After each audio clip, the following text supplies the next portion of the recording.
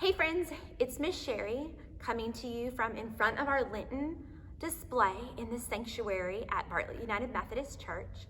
And today is Maundy Thursday, which is the day that we celebrate the Last Supper, or the first Lord's Supper, where Jesus shared a meal with his disciples. And during that time, he instituted what we now know as communion. He also did something very special with his disciples, which was called a foot washing. And you're going to hear more about that tonight during our Maundy Thursday service. So I hope you join us at 7 o'clock for that. But in the meantime, I'm going to read you a story about the very first communion. And my friends who come to Children's Church will know this story because we read this story every month on communion, and we talk about what it meant to share communion. And so I'd like to share this book with all of my friends and kids who come to Children's Church. I hope you tell your parents what we talk about and remember when we share the bread and the cup together. So this book is called The Very First Lord's Supper.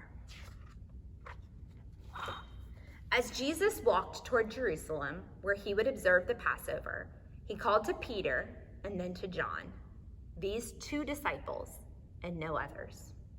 Go into town ahead of me. There you'll find a big room where we can stay to celebrate.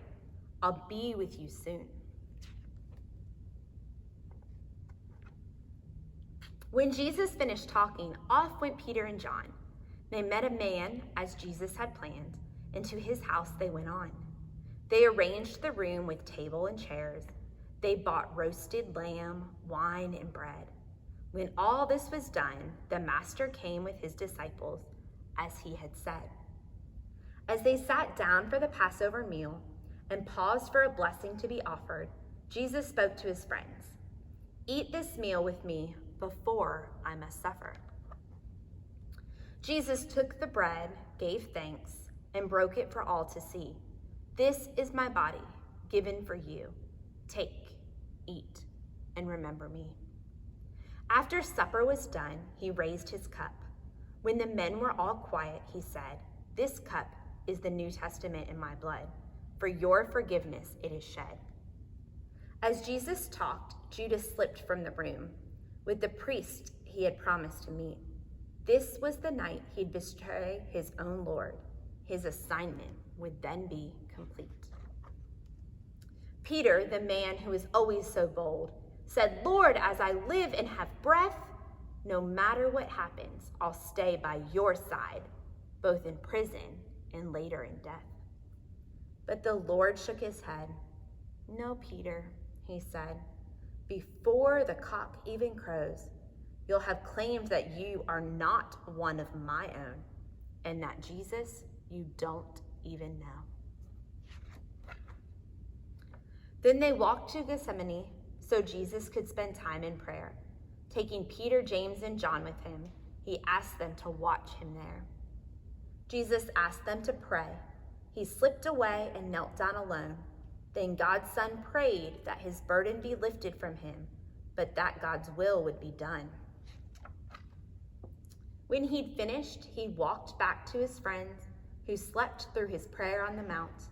They woke up with a start, hearing noise from afar of men coming, too many to count. The multitude walked right up to the Lord. Out from the crowd Judas stepped. He walked straight to Jesus and gave him a kiss, his promise to the priests he had kept. They took Jesus straight to the high priest's house. Peter hid himself deep in the crowd. A woman saw Peter and yelled, "You're with him!"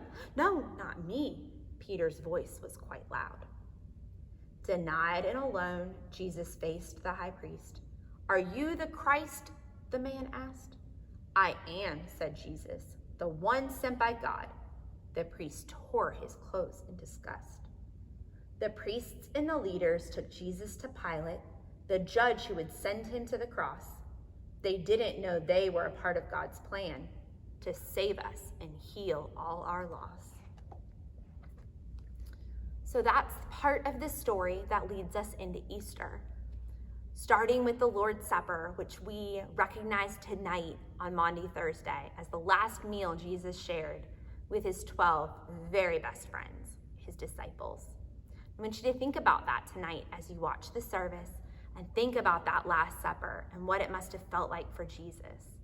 And then tomorrow he goes to the garden to pray, and that's when he's betrayed by Judas, and led to the cross. I want you to think about that as you watch tomorrow night's Good Friday service. So I can't wait to see you all again soon and to share in one last story on Saturday before we worship the risen Lord come Sunday morning. I love you guys. I'll see you soon.